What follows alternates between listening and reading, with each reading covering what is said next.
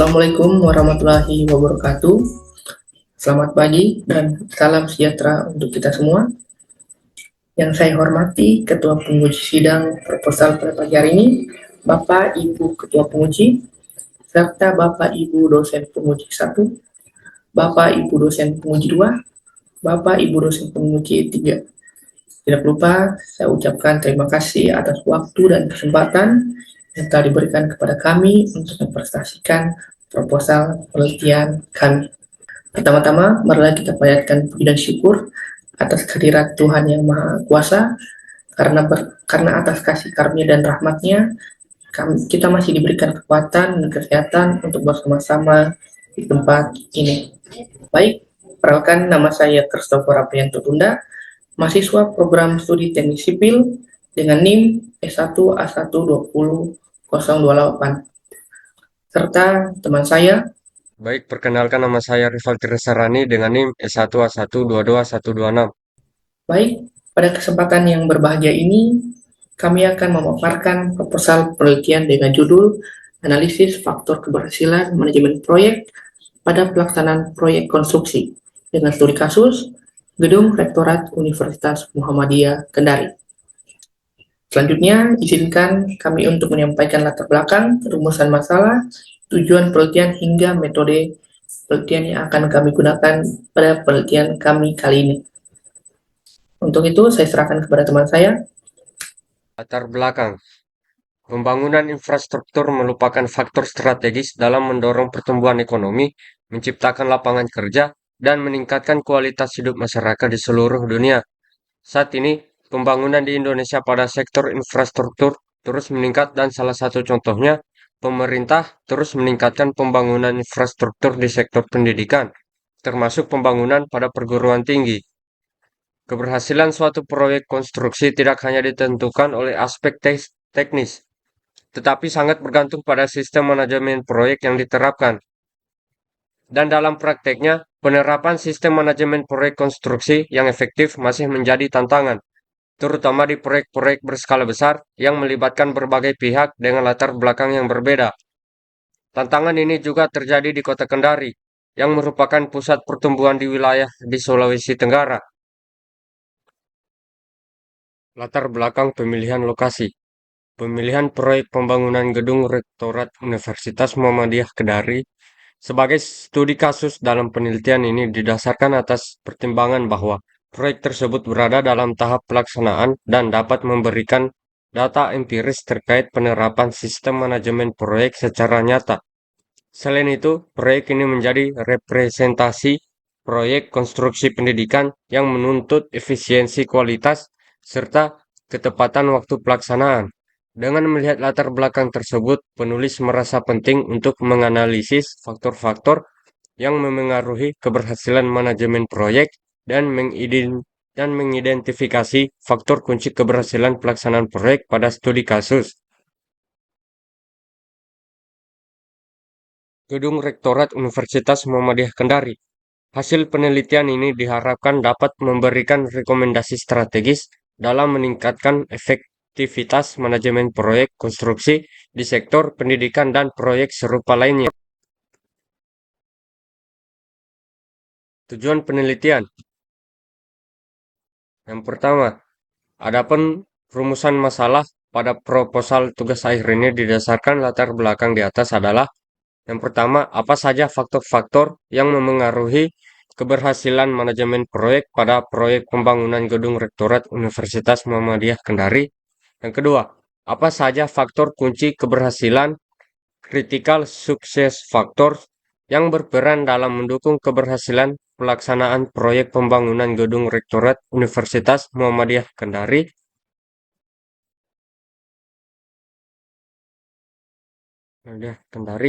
pada pelaksanaan yang telah mencapai 80%. Kedua, batasan penelitian. Penelitian ini difokuskan pada analisis faktor-faktor internal yang memengaruhi keberhasilan manajemen proyek konstruksi.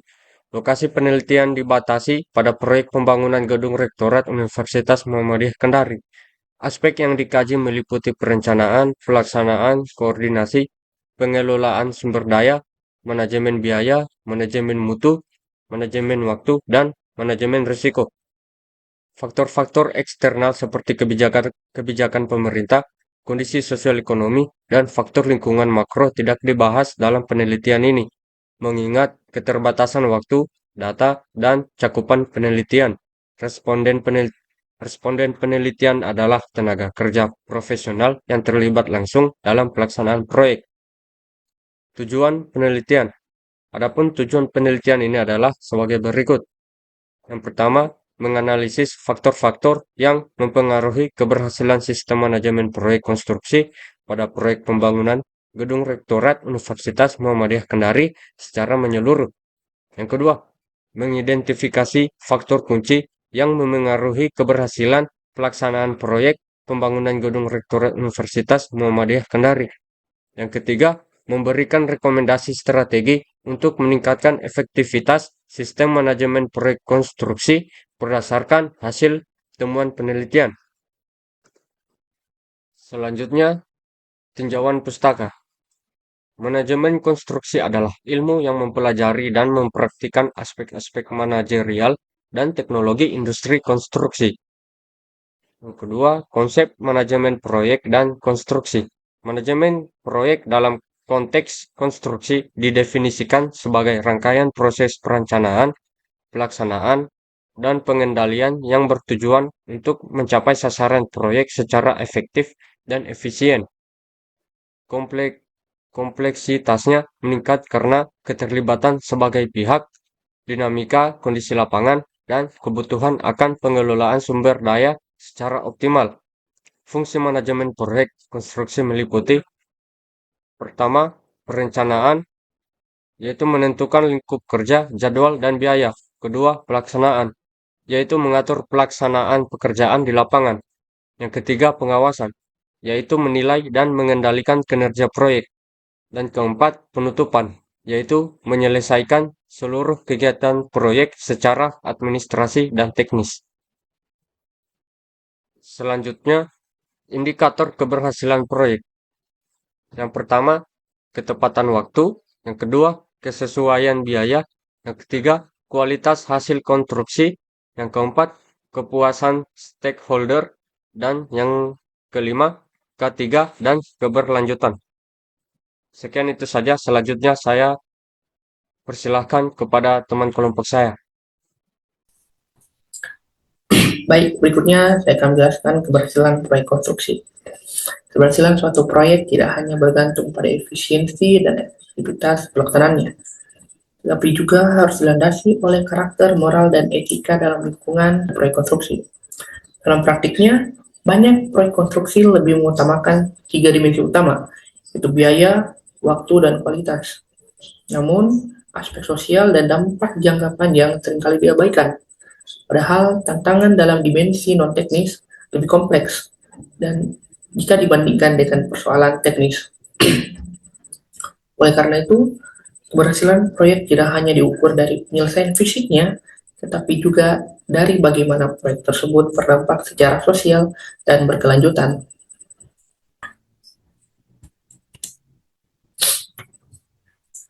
Di sini saya memberikan ada beberapa faktor yang menjadi pengaruh dari keberhasilan suatu proyek. Yang pertama ada manajemen waktu.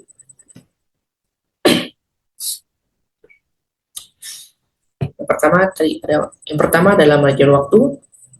Manajemen waktu adalah upaya untuk memastikan seluruh aktivitas proyek berjalan sesuai jadwal yang telah direncanakan.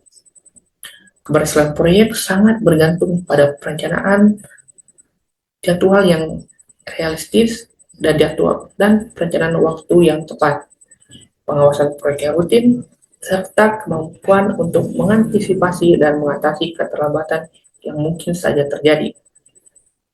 Berikutnya ada manajemen biaya. Manajemen biaya fokus pada pengendalian anggaran agar proyek tidak mengalami pembengkakan biaya atau yang disebut dengan cost overrun. Ini meliputi estimasi biaya yang akurat, pemantauan pengeluaran secara berkala, serta penerapan strategi efisiensi biaya tanpa mengurangi kualitas hasil pekerjaan. Berhasilan aspek ini berarti proyek selesai sesuai dengan budget yang telah ditetapkan sebelumnya.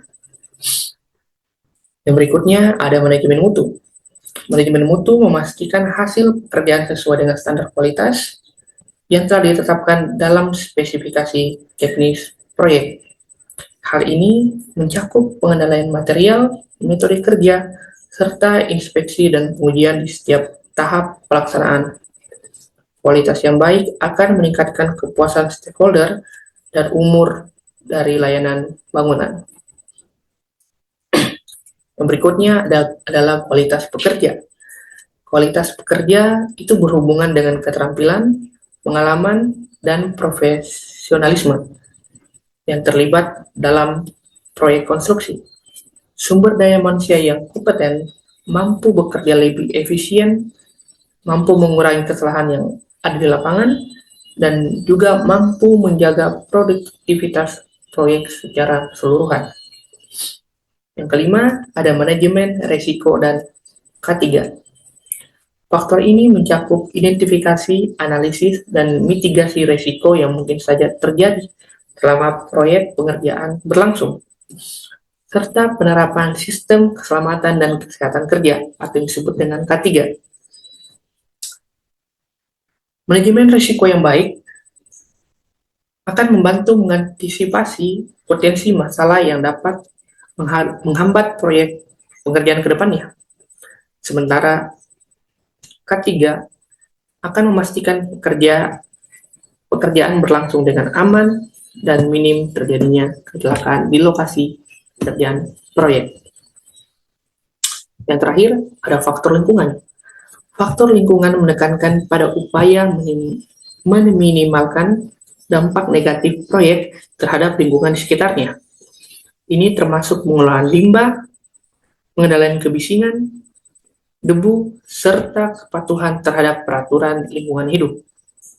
Keberhasilan pada aspek ini membuat proyek lebih berkelanjutan dan dapat diterima oleh masyarakat luas. Yang berikutnya ada metode penelitian.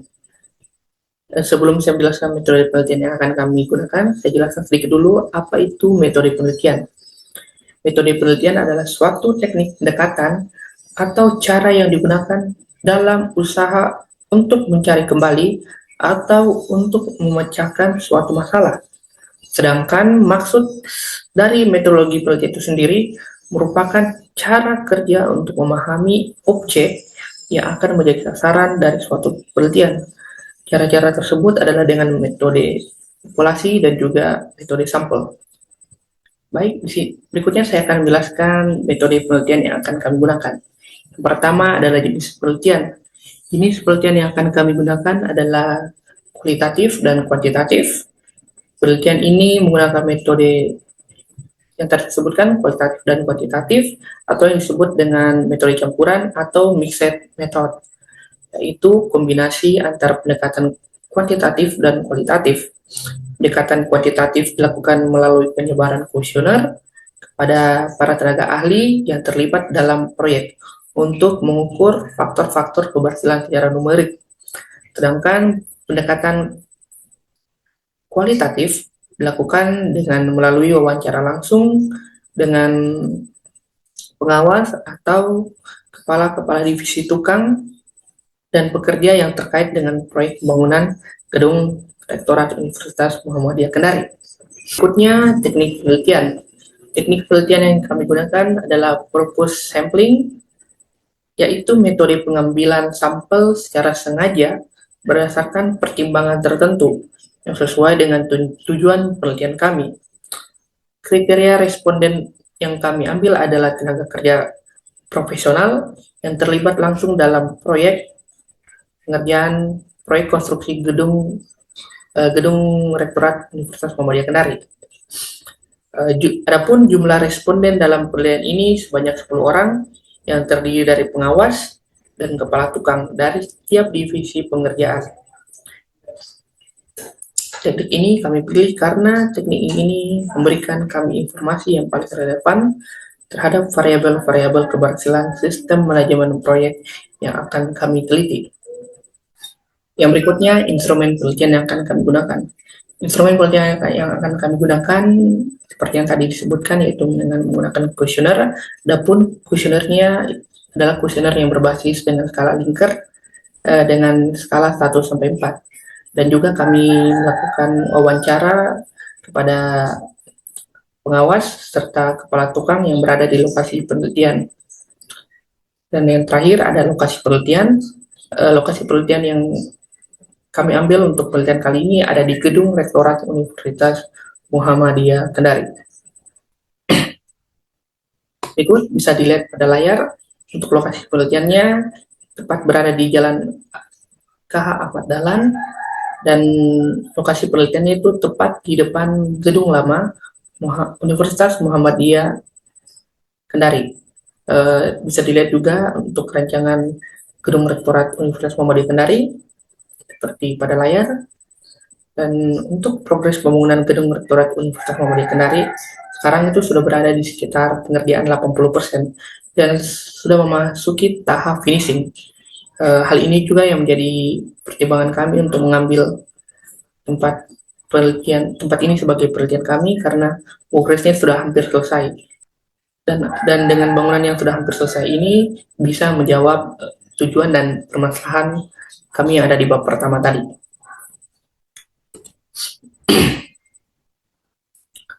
Berikutnya ada prosedur penelitian yang akan kami gunakan selama melakukan penelitian di Gedung Universitas Muhammadiyah Kendari.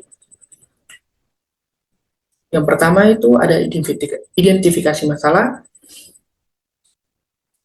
Yang berikutnya ada studi literatur. Yang berikutnya ada penyusunan kuesioner yang akan kami susun dengan bantuan beberapa saran dari pihak pembimbing. Adapun kuesionernya seperti yang saya sebutkan tadi menggunakan skala Likert yaitu skala 1 sampai 4. Setelah itu ada pengumpulan data. Cara pengumpulan data pada penelitian kali ini adalah dengan metode sensus dari 5 sampai 10 orang responden yang terlibat dalam pekerjaan proyek pembangunan Gedung Rektorat Universitas Muhammadiyah Kendari. Setelah kami melakukan pengumpulan data di tempat lokasi penelitian yang berada di Gedung Rektorat Universitas Muhammadiyah Kendari, dan apabila semua data yang kami butuhkan sudah terkumpul, berikutnya kami akan melakukan uji validitas dan reliabilitas untuk data yang telah kami dapat. Validitas instrumen penelitian yang kami dapat tadi akan ditinjau kembali melalui telah pakar atau bimbingan dari dosen pembimbing, sedangkan reliabilitas instrumen akan dijaga melalui konsistensi pertanyaan dan pengujian awal, yaitu dengan cara melakukan uji coba terbatas kepada responden sejenis sebelum kuesioner disebarkan secara penuh. Oleh karena itu, instrumen penelitian yang kami gunakan akan dianggap layak untuk digunakan untuk memperoleh data yang relevan dalam penelitian kali ini. Berikutnya kami akan melakukan analisis data dengan menggunakan aplikasi Microsoft Excel. Adapun analisis data dalam penelitian ini bertujuan untuk mengidentifikasi faktor-faktor dominan yang akan mempengaruhi keberhasilan sistem manajemen proyek, khususnya pada proyek pembangunan Gedung Rektorat Universitas Muhammadiyah Kendari. Analisis akan dilakukan setelah data-data dari kuesioner diolah secara kuantitatif melalui perhitungan statistik yang deskriptif. Selain itu, analisis lanjutan seperti regresi linear sederhana dapat digunakan untuk melihat hubungan antara variabel-variabel tertentu apabila relevan. Proses analisis akan dilakukan dengan bantuan perangkat lunak seperti yang saya sebutkan sebelumnya, yaitu Microsoft Excel dan SPSS, untuk memastikan hasil yang lebih akurat dan mudah untuk divisualisasikan. Hasil analisa ini akan digunakan sebagai dasar untuk menjawab rumusan masalah dan mencapai tujuan penelitian kami sebelumnya, yaitu untuk mengetahui faktor-faktor keberhasilan manajemen konstruksi pada proyek pembangunan Gedung Rektorat Muhammadiyah Kendari, serta untuk mengetahui apa saja faktor kunci pada keberhasilan proyek tersebut. Yang terakhir adalah kesimpulan, Kesimpulan penelitian ini ditarik berdasarkan hasil analisis data yang telah kami lakukan sebelumnya. Faktor-faktor yang memiliki nilai indeks kepentingan relatif atau IKR tertinggi dianggap menjadi faktor dominan yang paling mempengaruhi keberhasilan sistem manajemen konstruksi pada proyek pembangunan gedung Rektorat Universitas Muhammadiyah Kendari. Saran-saran yang diberikan juga berdasarkan hasil interpretasi terhadap faktor-faktor dominan tersebut. Baik, demikianlah pemaparan proposal penelitian kami yang berjudul Analisis Faktor Keberhasilan Manajemen Konstruksi pada Pelaksanaan Proyek Konstruksi dengan Studi Kasus Gedung Rektorat Universitas Muhammadiyah Kendari. Kami menyadari bahwa proposal ini masih jauh dari kata sempurna, sehingga dengan sangat rendah hati kami memohon kritik dan saran serta arahan dari Bapak Ibu dosen penguji demi penyempurnaan penelitian ini di tahap selanjutnya. Kalau ada sumur di ladang, bolehlah kita menumpang mandi. Kalau ada umur panjang, bolehlah kita berjumpa lagi. Dan kata saya ucapkan terima kasih atas perhatian dan waktunya. Wassalamualaikum warahmatullahi wabarakatuh.